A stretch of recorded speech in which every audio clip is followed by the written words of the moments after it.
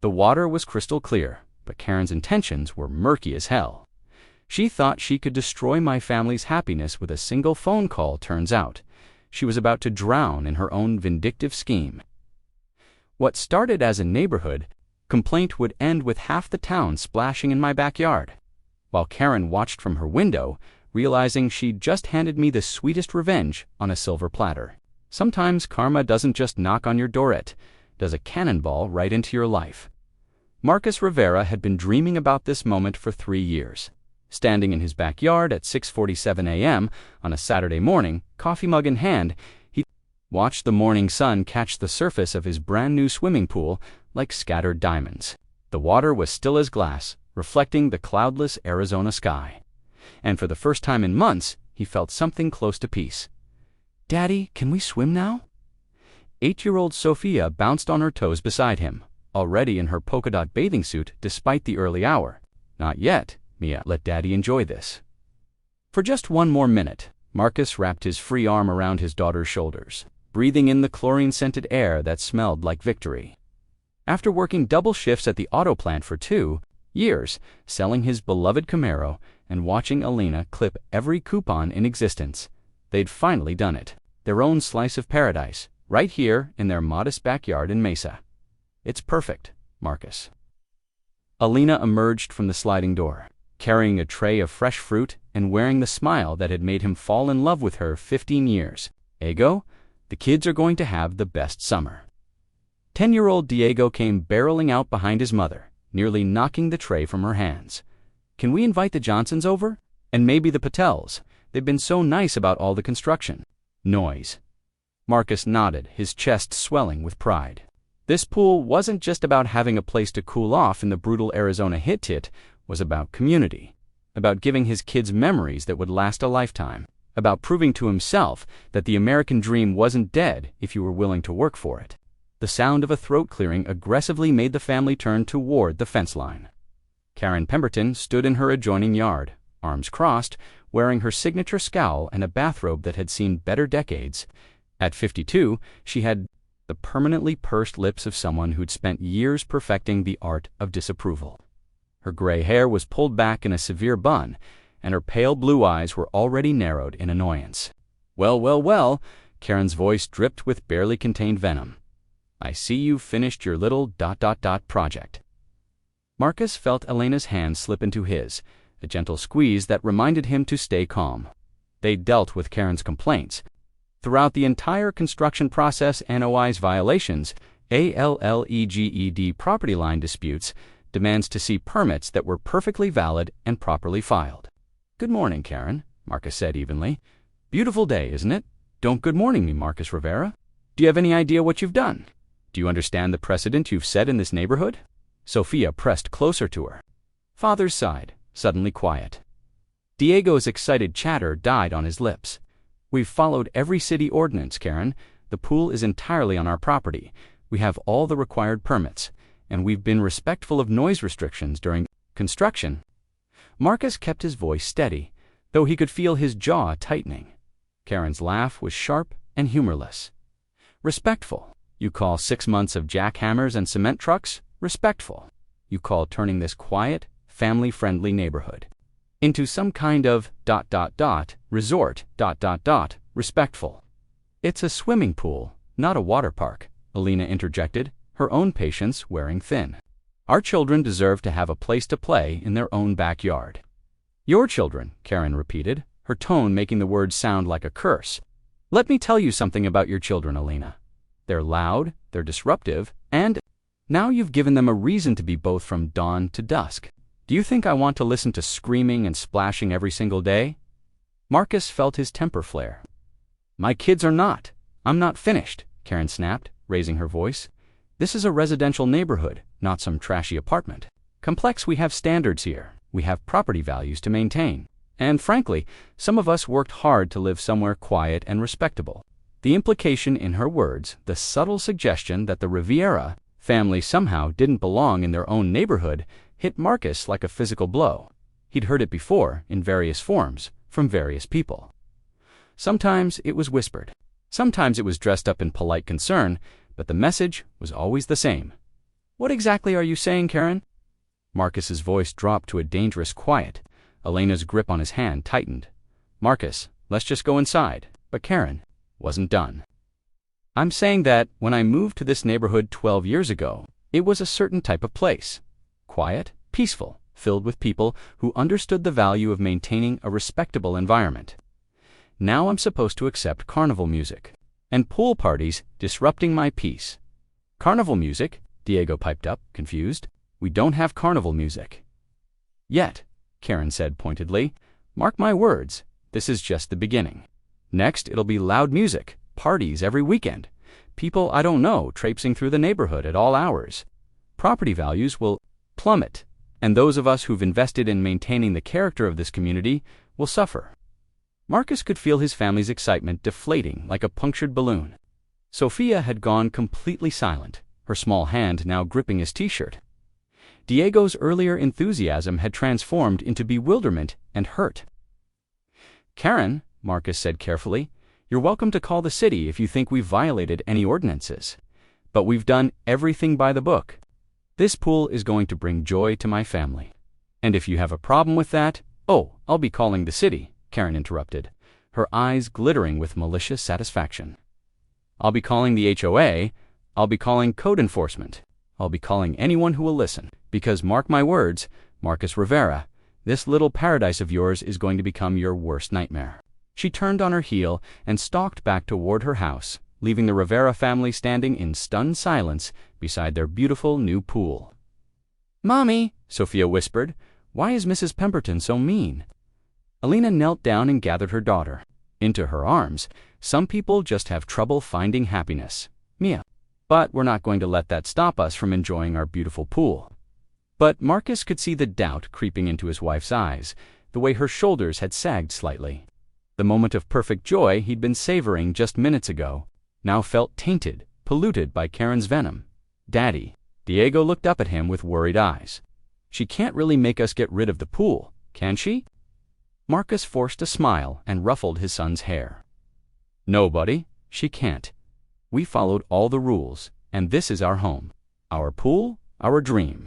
But even as he said the words, Marcus felt a chill that had nothing to do with the early morning air.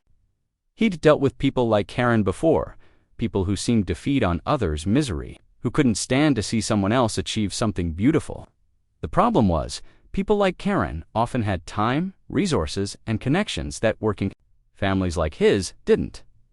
As his family headed inside for breakfast, Marcus lingered by the pool for one more moment. The water was still crystal clear, still perfect, but now it reflected more than just the sky. It reflected uncertainty, the shadow of conflict, and the uncomfortable truth that sometimes building your dreams meant preparing for war. From her kitchen window, Karen Pemberton watched him, her phone already in her hand, a list of numbers queued up and ready to dial. She'd meant every word she'd said, and if Marcus Rivera thought this was over, he was about to learn just how wrong he could be. The battle for the backyard was about to begin, and Karen Pemberton had no intention of losing. What Marcus didn't know what none of them knew was that Karen's first phone call wouldn't be to the city or the HOA. It would be to her brother-in-law, who worked in code enforcement and owed her a favor, a big one. And by the time she was finished, the Rivera family's dream pool would become the center of a neighborhood controversy that would change everything. The irony was already writing itself in the morning sun, though it would be weeks. Before anyone could see it clearly, Karen's vindictive campaign to destroy their happiness would indeed bring the whole neighborhood together, just not in the way she expected. But first, the war had to begin. Marcus should have known Monday. Before he'd even had his first cup of coffee, the Mesa City Code Enforcement logo made his stomach drop. What is it? Elena asked, emerging from the kitchen with Diego's lunchbox in one hand and Sophia's backpack in the other. The morning routine that had felt so manageable just 3 days ago now seemed overwhelming under the weight of impending conflict. Marcus tore open the envelope, his eyes scanning the formal language that might as well have been written in ancient Greek for all the sense it initially made. Then certain phrases began to leap out at him like physical blows. Potential violation, immediate investigation required, cease and desist until compliance verified. They're saying we need to stop using the pool, Marcus said, his voice hollow, pending an investigation into whether it meets all safety and zoning requirements. "But we have all the permits," Alina protested, setting down the lunchbox with more force than necessary. "We followed every rule, hired licensed contractors, had every inspection." "I know." Marcus rubbed his face with both hands. Karen has to be, his mind spinning through worst-case scenarios. Alina called twice from her job at the elementary school, her voice tight with stress, as she relayed the second notice that had arrived by courier, this one from their homeowners association. "They're saying the pool might violate the community." "Aesthetic standards?" she whispered into the phone, clearly trying not to let her coworkers overhear. "Marcus, what if they make us fill it in?" That evening, Marcus stood in his backyard, staring at the pool that had brought his family such joy just 2 days earlier. The water was still pristine, still inviting, but yellow caution tape now stretched across the deck chairs like crime scene barriers. The city inspector had been thorough, taking measurements, photographs, and copious notes, while Karen watched from her yard with undisguised satisfaction. "Daddy, why can't we swim?" Sophia pressed her face against the sliding glass door, her breath fogging the glass. The temperature had hit 107 degrees that day, and the pool looked impossibly refreshing. "Just for a little while, Mia. Daddy's going to fix this, but how?" The inspector, a thin, officious man named Bradley Pemberton, who'd introduced himself with barely concealed smugness, had been utterly uninterested in Marcus's permits, licenses, and documentation. Every answer Marcus provided had been met with another question, another potential violation to investigate. "The setback measurements will need to be re-verified," Bradley had said, making notes on his clipboard. "The electrical will need a secondary inspection. Pool barriers require reassessment for current compliance standards. This could take weeks, maybe months." Pemberton, it couldn't be a coincidence. Marcus's phone buzzed with a text from his brother-in-law Carlos. "Heard about your trouble through Alina. Want me to ask around? I know some people in the city." Before Marcus could respond, his doorbell rang. Through the peephole, he saw Jim Johnson from 3 houses down, holding what looked like a casserole dish. "Hey, Jim, Elena's inside, if Linda sent food." "Actually, I wanted to talk to you," Jim interrupted, glancing around nervously about the pool situation. Marcus's defenses went up immediately. "If you're here to complain to no, the opposite." Jim stepped closer, lowering his voice. "Karen came by our house yesterday. She's trying to get the whole street to sign some kind of petition against you. She told Linda that your pool was installed illegally, that you were planning to rent it out to strangers, that property values were going to crater." Marcus felt heat rise in his chest. "That's complete bullshit." "I know. Linda told her where she could stick her petition." "But Marcus, Jim's expression grew serious. "She's not stopping with us. She hit the Patels, the Rodriguezes, the Andersons. She's telling people that if they don't support her complaint, their own property values will suffer when the neighborhood changes character." The implication in those last 2 words hit Marcus like a punch to the gut. He didn't need Jim to spell out what Karen meant by change his character. How many people signed? Jim's uncomfortable pause told him everything. The Hendersons, the Whites, maybe 2 or 3 others. "But Marcus, most of us think she's lost her mind. The Patels asked me to tell you they're behind you 100%, and the Rodriguezes said if you need anything at all, just ask." After Jim left, Marcus found Alina in the kitchen, staring at her laptop screen with the kind of intensity usually reserved for natural disasters. "What are you looking at?" "Legal advice forums, homeowner rights, code enforcement procedures." She looked up at him with eyes that were equal parts determined and terrified. "Marcus, we could lose everything. Not just the pool if they find us in violation. We could face fines, legal action, we could lose the house. That's not going to happen." "How do you know?" Elena's voice cracked slightly. "This Bradley Pemberton, he's related to Karen, isn't he? This whole thing is rigged, because we're going to fight. We're going to fight smart, and we're going to win." "With what?" "We spent everything on the pool. We can't afford lawyers. We can't afford not to fight." Marcus's voice grew stronger as the plan began forming in his mind. "Karen thinks she can bully us out of our own backyard, but she picked the wrong family." The next morning brought a new surprise. Marcus was loading his truck for work when he noticed David Patel from next door, struggling with a heavy box. "Need help." David set down the box and walked over to the fence line. Would you mind if our kids used it? We'll supervise, of course, and we'll help with maintenance." Before Marcus could answer, another voice called out from across the street, "Are we talking about pool privileges?" Maria Rodriguez was walking over with her 3 kids in tow, all of them already in swimsuits. Marcus looked from David to Maria, then at the growing group of neighbors who seemed to be materializing from every direction. The Johnsons appeared with folding chairs. The Taylors brought a cooler. Even old Mr. Henderson, who Marcus was pretty sure had signed Karen's petition, shuffled over with pool noodles under his arm.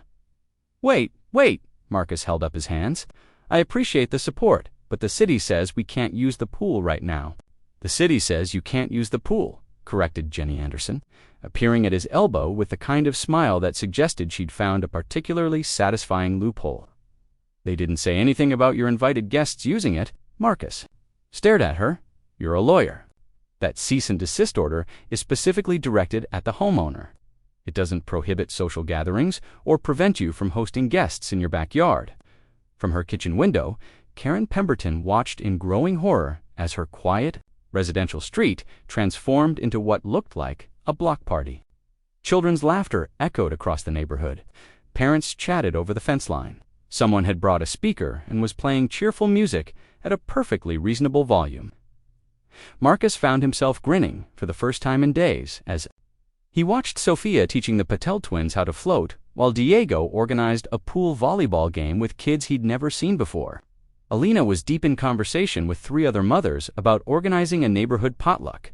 His phone rang. "Carlos, Alina told me about the code enforcement thing," his brother-in-law said without preamble. "I did some digging. You want to know something interesting about Bradley Pemberton? I'm listening. Apparently, he has a tendency to go after working-class homeowners, while mysteriously overlooking violations in wealthier neighborhoods. There's already a complaint pending with the city about his conduct." Marcus felt something shift in his chestnut. "Quite hope, but close. What does that mean for us?" "It means you're not fighting this alone.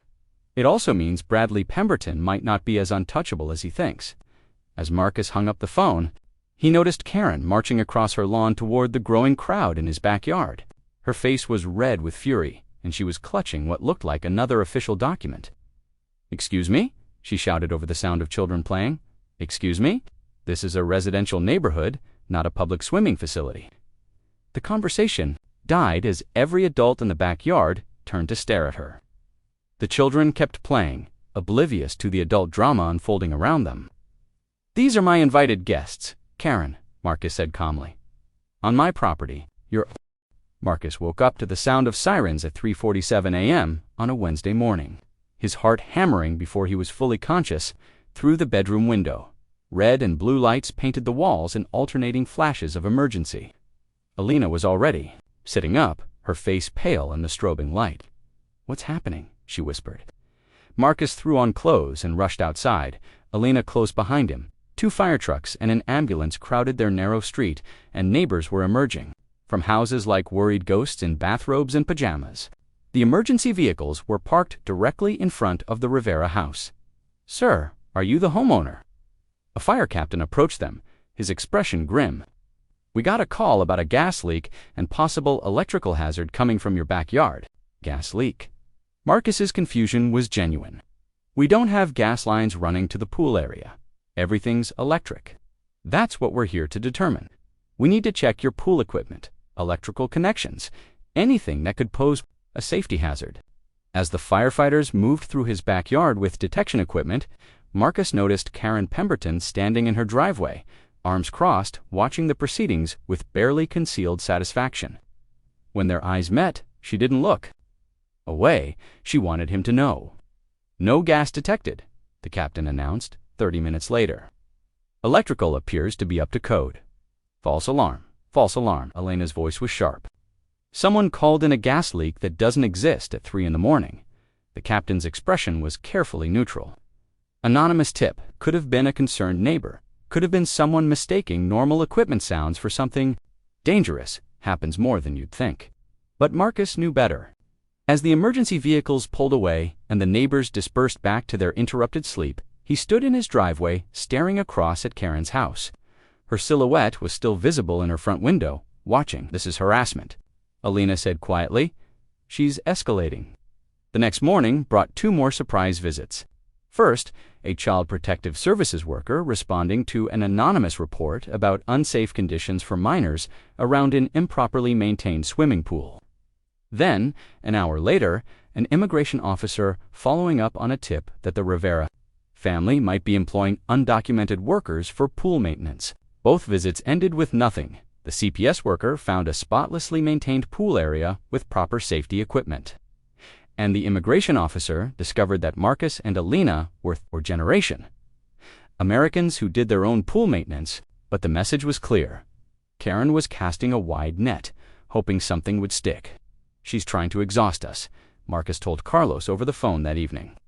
"Death by 1,000 cuts. Make us so tired of fighting that we just give up." "It's working," Alina said from the kitchen, where she was stress-cleaning counters that were already spotless. "I can't concentrate at work. The kids are asking why strangers keep coming to the house. Sophia had a nightmare last night about men taking Daddy away." Marcus felt rage building in his chestnut, the hot, explosive kind, but the cold, calculating fury that came from watching someone terrorize his family. "She wants to play dirty. Fine, let's see how she likes it when the game changes." "Marcus, no. Whatever you're thinking, I'm thinking it's time we stopped being defensive and started gathering some intelligence of our own." The opportunity came sooner than expected. Thursday afternoon, while Alina was at work and the kids were at school, Marcus was working in his garage when he heard raised voices from Karen's backyard. Peering through the fence slats, he could see Karen arguing with a man in a uniform, Bradley Pemberton, the code enforcement officer. "I told you to shut them down, not create a neighborhood social club." Karen's voice was shrill with frustration. "Every day there are more people in that backyard. Children everywhere. Parents gossiping over the fence. It's like living next to a public park." "I'm doing what I can, Karen, but they're not actually violating anything," Bradley replied, his tone defensive. "Their permits are legitimate. The pool meets all safety requirements. And this neighborhood support thing has actually made my job harder. I've got 3 complaints about my enforcement practices, and my supervisor is asking questions." "Then, find something. Make something up. You owe me, Bradley, and you know it." Marcus felt his phone buzz with a text, but he ignored it, straining to hear more of the conversation. "I can't just fabricate violations, Karen. That's my job on the line." "Your job?" Karen's laugh was bitter. "What about my sanity? What about my property values? What about the fact that I can't even sit in my own backyard without listening to those people having fun?" Marcus almost felt sorry for Bradley. The man was clearly caught between his sister-in-law's demands and his own professional survival. "Look, I'll keep finding reasons to inspect. Keep the pressure on. Maybe they'll get tired and fill in the pool voluntarily. They're not going to give up, you idiot. Can't you see that? This isn't about a pool anymore. It's about them proving they belong here." There it was. The truth Karen had been dancing around for weeks, finally spoken out loud. Marcus quietly pulled out his phone and started recording, catching the tail end of their conversation. "I want them gone, Bradley. I don't care what it takes. Use your connections. Call in favors. Find people who owe you. There has to be something we can pin on them."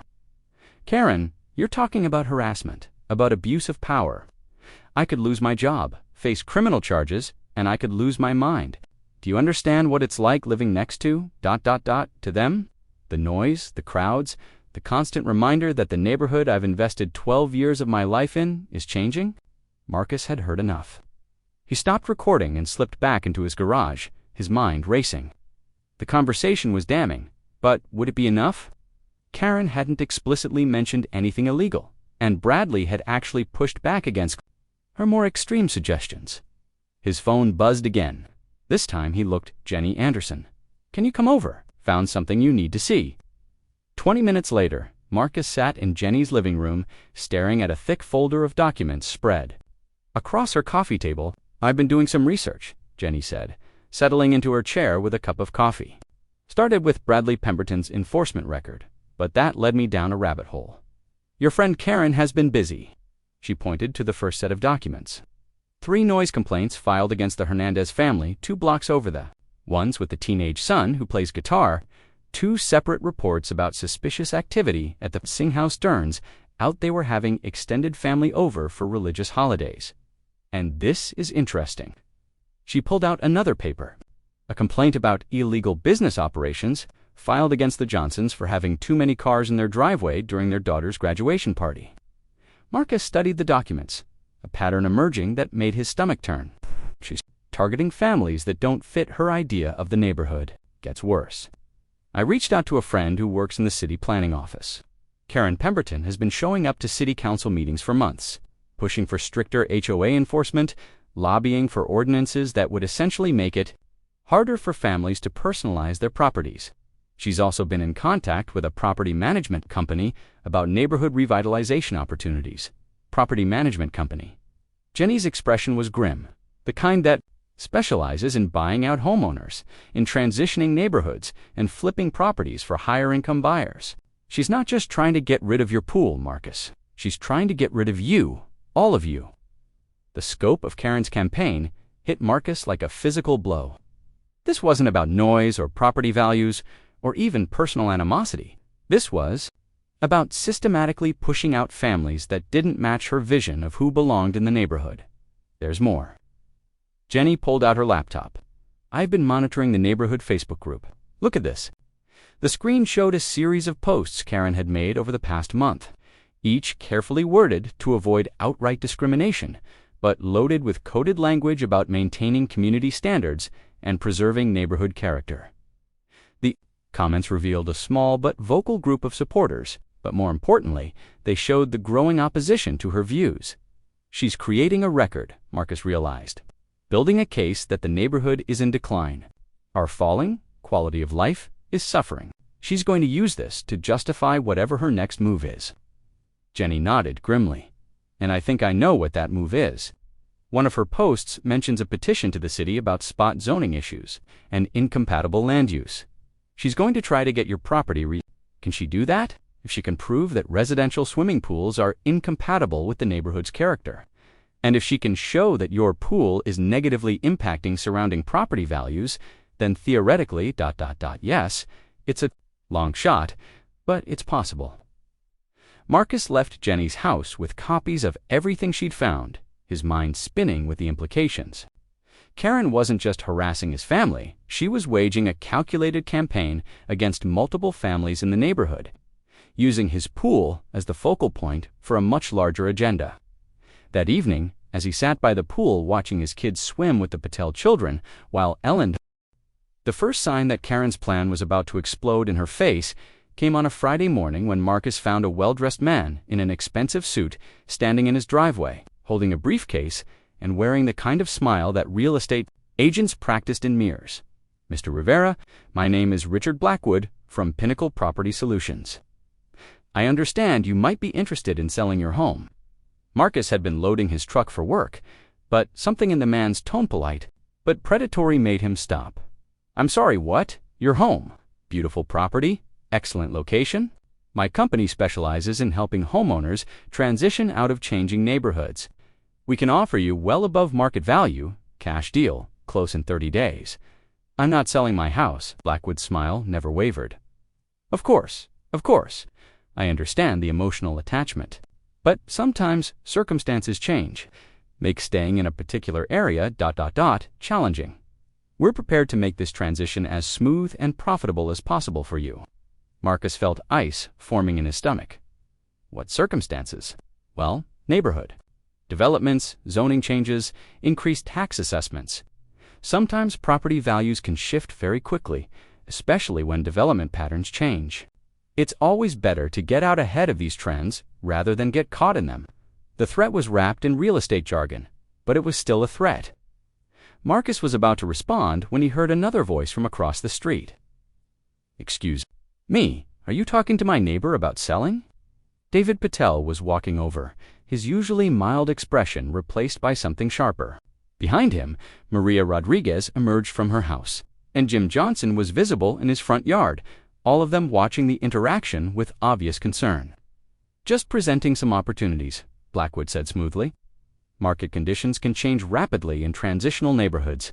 Transitional to what? Maria asked pointedly. Blackwood's smile finally flickered.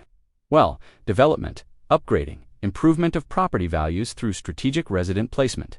You mean gentrification? Jenny Anderson's voice cut through. The morning air, as she joined the growing group. You mean pushing out working families to make room for higher-income buyers.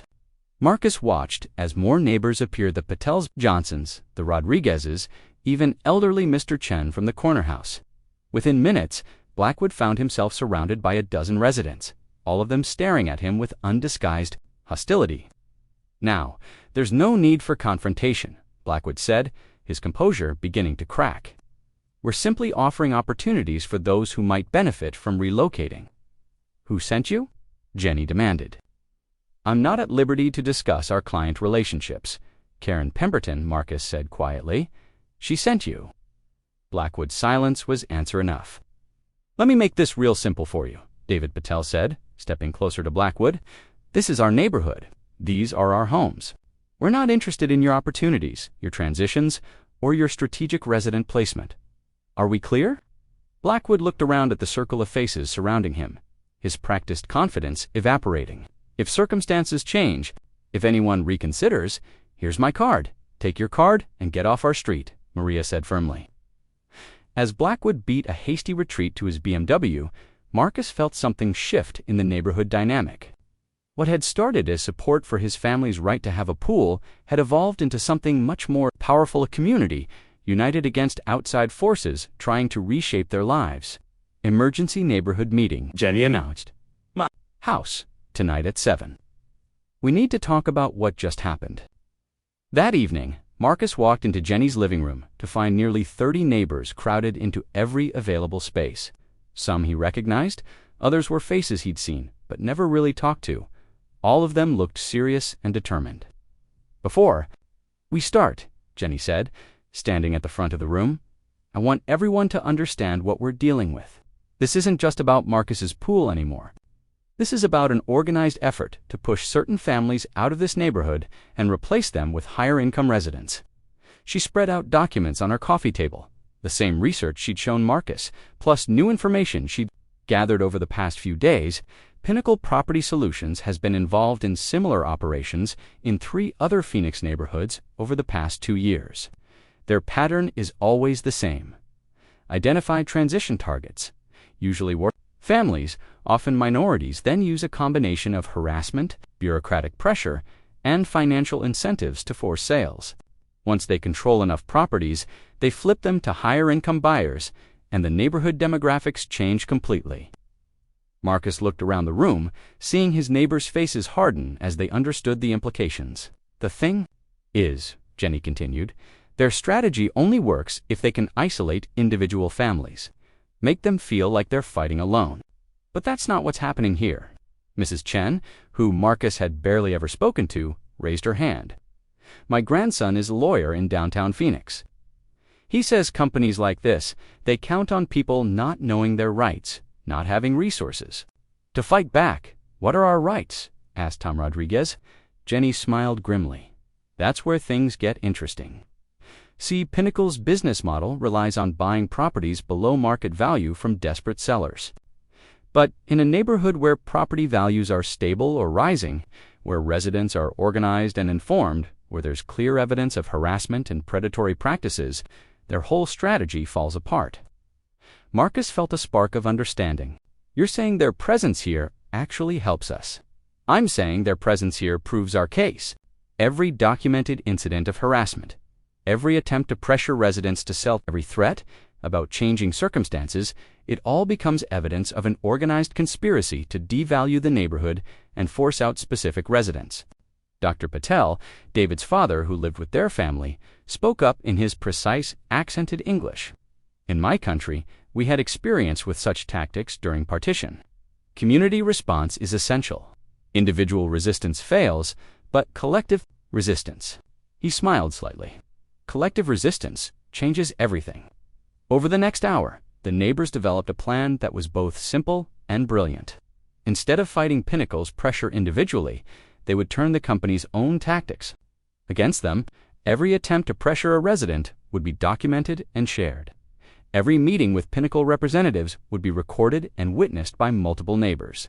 And most importantly, they would actively work to increase property values and community cohesion. making the neighborhood less attractive to predatory developers. "There's something else," Marcus said, as the meeting was winding down.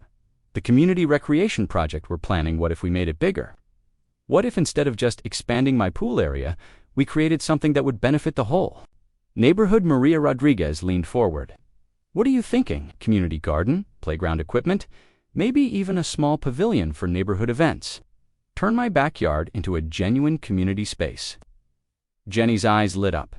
Funded by the neighborhood association, maintained by volunteers, documented as a community improvement that increases property values across the entire street.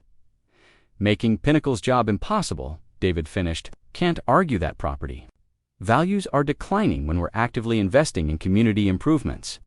As neighbors filed out of Jenny's house that evening, Marcus felt something he hadn't experienced since this whole ordeal began.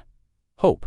Not just hope that his family would survive Karen's harassment, but hope that they might emerge from this stronger, more connected to their community than ever before.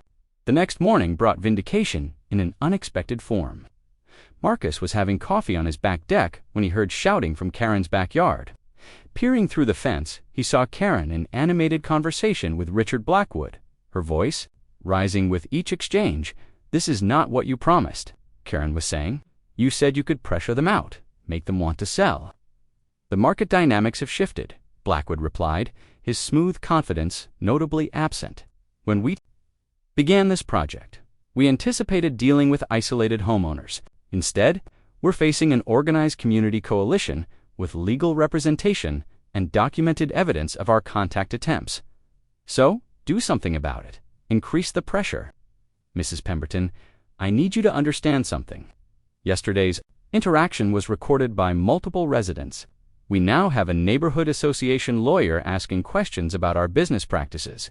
Continuing to pressure these homeowners could result in harassment charges, civil rights violations, possibly even RICO implications if this is seen as organized conspiracy." Marcus quietly started recording on his phone. "I don't care about your legal problems." Karen's voice was approaching a shriek. "I hired you to solve my problem. You hired us to facilitate voluntary property sales in a transitioning neighborhood. What we found instead is a stable, organized community with rising property values and strong legal support. Frankly, Mrs. Pemberton, this neighborhood no longer fits our business model." There was a long pause before Karen spoke again, her voice dangerously quiet. "Are you telling me you're giving up? I'm telling you that can't?" The breaking point came on a Tuesday evening in late July, during what should have been the most peaceful moment of Marcus Rivera's increasingly complicated life. He was floating on his back in the pool, watching the first stars appear in the desert sky while Sophia and 3 neighborhood kids played Marco Polo in the shallow end. Alina was chatting with Jennifer Chen about the community garden plans, while David Patel grilled burgers for everyone on the new portable grill they'd chipped in to buy. It was perfect. Too perfect, as it turned out. The first rock shattered, the piece, like a gunshot, splashing into the pool just inches from where Marcus was floating. The second one hit the deck with a sharp crack that sent the children scrambling toward the adults. The third struck the sliding glass door, spiderwebbing the surface but not quite breaking through. "What the hell?" Marcus was already moving toward the fence line when he saw her. Karen Pemberton stood in her backyard, silhouetted against her porch light, another rock in her raised hand.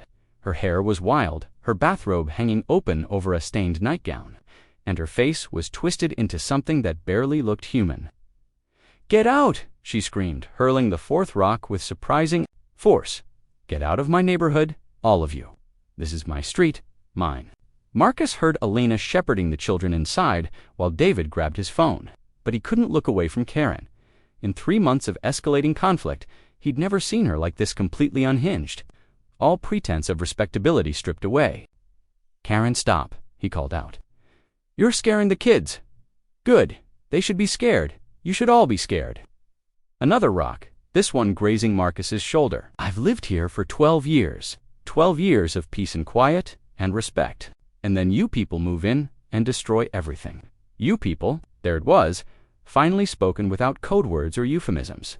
More neighbors were appearing, the Rodriguezes from across the street, Jim Johnson with his phone already recording, Jenny Anderson taking notes. Karen seemed oblivious to her growing audience, as she continued her tirade. This used to be a good neighborhood, a clean neighborhood. People who knew how to behave, who understood property values, who belonged here. She was weeping now, tears streaming down her face as she clutched another rock. And now look at it. Parties every night, music, children screaming, people who don't even speak English properly. Hey? Maria Rodriguez's voice cut through the night like a blade. My family has lived in Arizona for 4 generations. Don't you dare tell us we don't belong here. Karen spun toward Maria, rock raised, and for a moment, Marcus thought she might actually throw it at a person instead of property. Your family, their family, all of you. You're ruining everything. Property values are falling, crime is up, and soon this whole street will be nothing but what, Karen? Jenny Anderson stepped forward, her lawyer's instincts sharp even in the chaos. Finish that sentence. Nothing but what? Karen's mouth opened and closed, some part of her rational mind apparently still functioning enough to recognize the legal trap. But she was too far gone to stop completely. Nothing but chaos. Nothing but people who don't understand how a respectable neighborhood is supposed to work. People who think they can just move in and change everything to suit their culture. Dr. Patel, David's elderly father, walked slowly to the fence line. Despite being nearly 80, his voice carried clearly across both yards. Mrs. Pemberton, my family left India with nothing but our education and our determination to build a better life. In 30 years in this country, no one has ever told us we don't belong until now. The simple dignity of his words seemed to hit Karen like a physical blow. She staggered backward, the rock falling from her hand. I didn't mean ... but even as she tried to backtrack, her eyes were scanning the crowd of neighbors, taking in the faces black, Hispanic, Asian, white all. Marcus pulled out his phone and hit record. Karen, you just committed assault with a deadly weapon in front of 15 witnesses. You damaged my property, threatened my family, and made racist statements that are now being recorded by multiple people. I think it's time for you to go inside and call a lawyer. You can't threaten me. I know my rights. This is still America. But Karen's voice was smaller now, the magnitude of what she'd just done beginning to penetrate her rage. Yes, it is still America, Alina said quietly, emerging from the house with Sophia clinging to her leg. Which means all of us belong here. Even you, as hard as that is to accept right now. Karen looked around at the faces surrounding her neighbor, who'd tried to be patient, who'd offered olive branches, who'd been willing to coexist peacefully until she'd made it impossible. The reality of her complete isolation seemed to hit her all at once. This isn't over, she whispered, but there was no fire left in the words. This can't be how it ends. She turned and stumbled back toward her house, leaving Marcus and his neighbors standing in stunned silence around the pool that had started it all. Well, Jim Johnson said finally, I think we just witnessed a complete psychological breakdown. Recorded psychological breakdown, Jenny corrected, with multiple witnesses and clear evidence of racially motivated harassment. Marcus looked at the rock still floating in his pool, at the cracked sliding door, at his daughter's frightened face pressed against Elena's shoulder. 3 months ago, all he'd wanted was to give his family a place to cool off in the summer heat. Now he found himself at the center of a neighborhood crisis that had exposed the ugliest impulses of human nature. Is it over? Alina asked quietly. Before Marcus could answer, his phone rang. The caller ID showed a number he didn't recognize, but the voice on the other end was familiar Bradley Pemberton, the code enforcement officer. Mr. Rivera. This is Brad Pemberton. I need to talk to you about my sister-in-law, about everything that's been happening. Marcus put the phone on speaker so Alina could hear. What about it? She's lost it. Completely lost it. She called me 20 minutes ago, screaming about having you all arrested, about calling immigration, about burning your house down. I think she's having some kind of breakdown, and I'm worried about what she might do next. Marcus looked around at his neighbors, all of them listening to the conversation with growing alarm. Why are you telling me this? Marcus asked. Bradley's sigh was audible through the phone. Because I've been an idiot. Because I let family loyalty make me do things I knew were wrong. Because watching her tonight made me realize that I've been enabling something really ugly, and I can't live with that anymore. What are you saying? I'm saying I'm going to withdraw all pending violations against your property. I'm saying I'm going to file a report with my supervisor about the inappropriate pressure I've been under. And I'm saying you should probably call the police because Karen is talking about things that sound a lot like criminal threats." The line went quiet for a moment before Bradley spoke again. "Mr. Rivera, I'm sorry. For all of it, you and your family didn't deserve any of this." After Marcus hung up, the neighbors stood in awkward silence, processing what they'd just heard. "So what now?" David asked. Marcus looked at his pool, still beautiful despite the rock floating in the deep end. He looked at his neighbor's people, who'd started as strangers and become something like family through shared adversity. He looked at his house, his home, the place where his children were growing up and learning that sometimes you had to fight for what mattered. "Now we finish. What we started," he said finally, "the community space, the garden, the playground. We turned this whole ugly mess into something beautiful." Maria Rodriguez smiled. "And we keep an eye on Karen. She's not well, and unwell people do unpredictable things." As if summoned by her words, Karen's voice echoed across the night from her backyard, not screaming this time, but talking rapidly into a phone. Her words barely audible, but her agitation clear. Double quotes, ... told you this would happen, ... need to escalate, ... can't let them win. Whatever it takes, ... double quotes. Jenny Anderson frowned. Who could she be calling at this hour? Marcus felt that familiar chill of foreboding. Karen had lost her brother-in-law. Support, seen her developer allies abandon the neighborhood, and just humiliated herself in front of the entire street. She was cornered, desperate, and apparently still fighting, which meant this wasn't over. Not yet. "Everyone go home," Marcus said quietly. "Lock your doors. And if anyone sees or hears anything strange, call the police immediately." As his neighbors dispersed, Marcus stayed by the pool, fishing out the rock and checking the equipment for damage. Alina joined him, slipping her hand into his. "She's going to do something else, isn't she?" Alina asked. Marcus nodded, staring across the fence at Karen's house, where lights were still burning and shadows moved behind curtains. "People like that don't give up when they're beaten. They double down. They find new ways to hurt you. What could she possibly do now? She's lost everything: her allies, her credibility, probably her sanity." Marcus pulled his wife closer, breathing in the scent of chlorine and summer night air. "That's what makes her dangerous. She's got nothing left to lose." In her kitchen, Karen Pemberton sat at her table, surrounded by printouts, newspaper clippings, and handwritten notes. Her laptop screen glowed with search results for terms like pro. The phone call Karen made at 6:23 a.m. on Wednesday morning was to Channel 12 News, and it would prove to be the most catastrophic mistake of her entire campaign. "This is Karen Pemberton from Mesa, and I have a story about illegal immigrants running drug operations out of residential swimming pools," she told the assignment editor, her voice steady despite having not slept in 36 hours. "I have documentation, witness testimony, and video evidence of criminal activity masquerading as family recreation."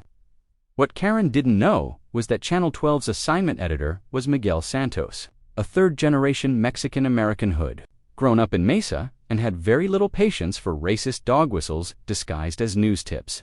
What she also didn't know was that Miguel's cousin happened to be married to Carlos Rivera Marquez's brother-in-law. "Ma'am, can you be more specific about these alleged criminal activities?" Miguel asked, already mentally composing the email he would send to his news director about documenting hate speech in suburban Phoenix. Pool parties every single day, dozens of people, cash transactions, children being used as cover for adult criminal behavior. These people have turned a residential neighborhood into a drug trafficking hub, and the authorities are refusing to investigate because of political correctness. Miguel hit record on his phone. "And you have evidence of drug trafficking, specifically. I have video of suspicious behavior, patterns consistent with criminal enterprise, and a neighborhood that's been completely transformed since this illegal operation began."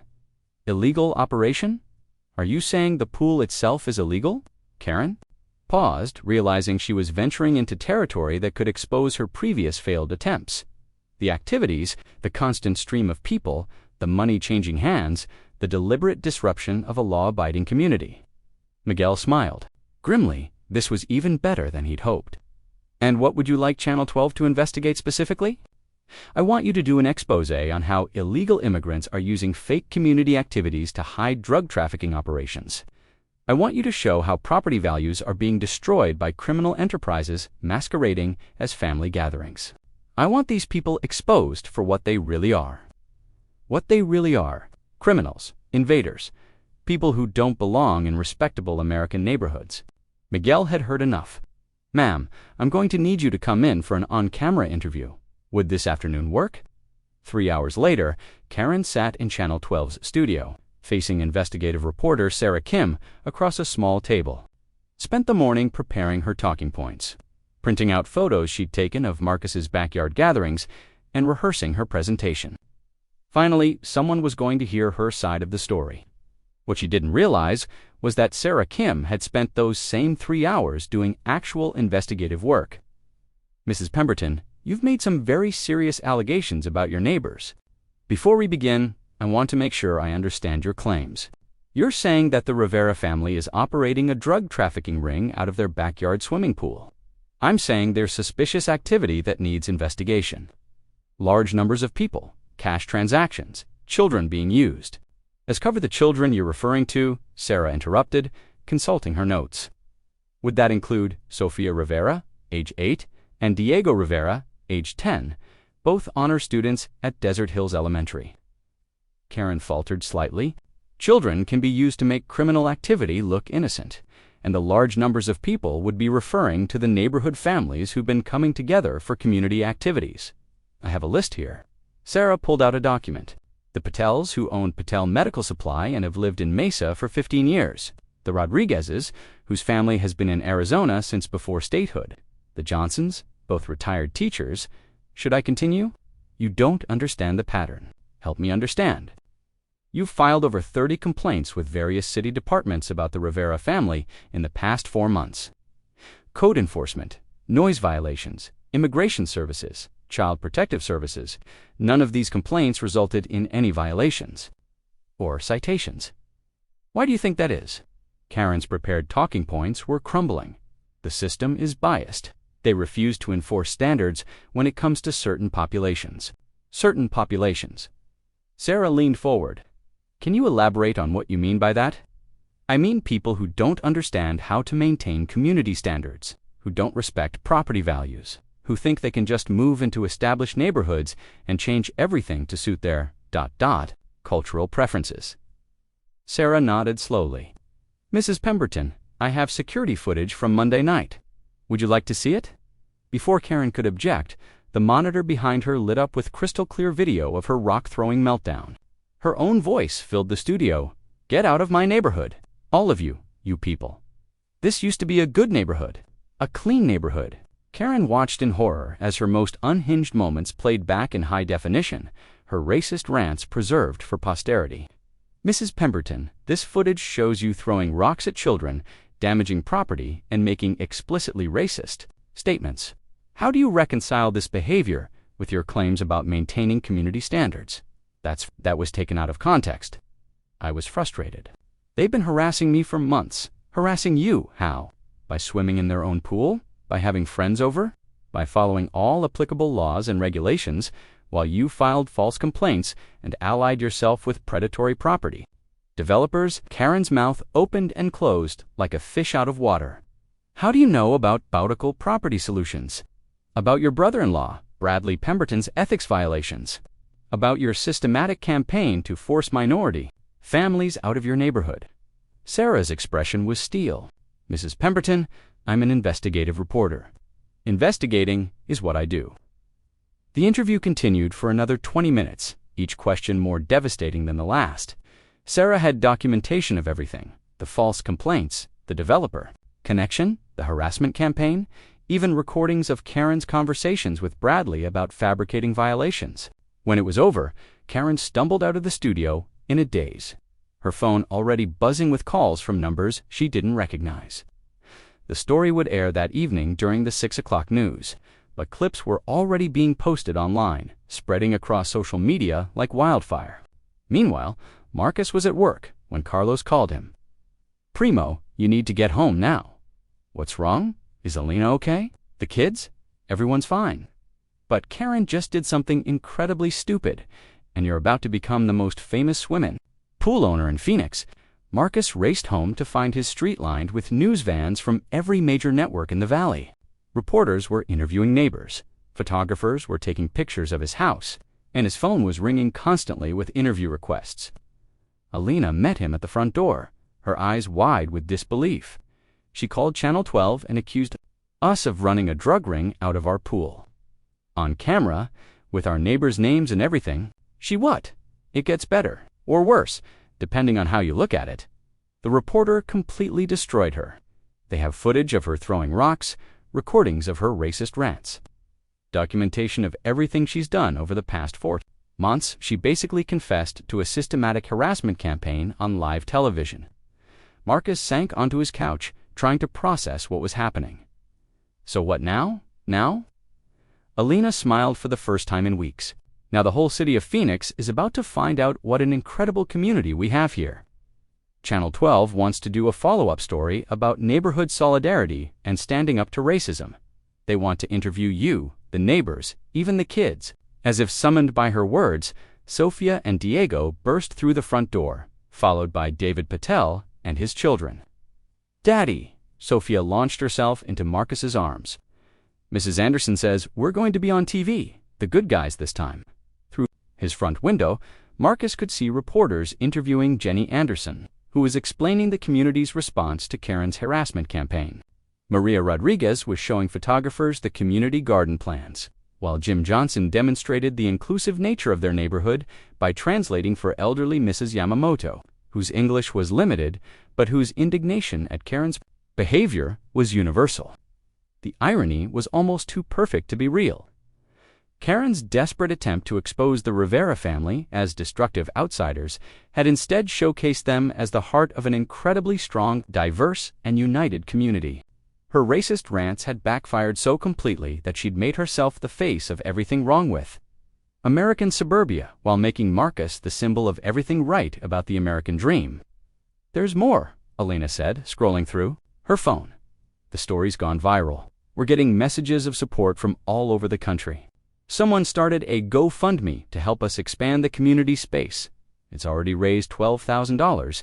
Marcus looked out at his backyard, where neighbors were setting up for what had become a daily gathering around the pool. Children were already in the water. Parents were arranging chairs in the shade, and someone had brought a speaker for music. It was exactly the kind of scene that had driven Karen to distraction for months. His phone rang.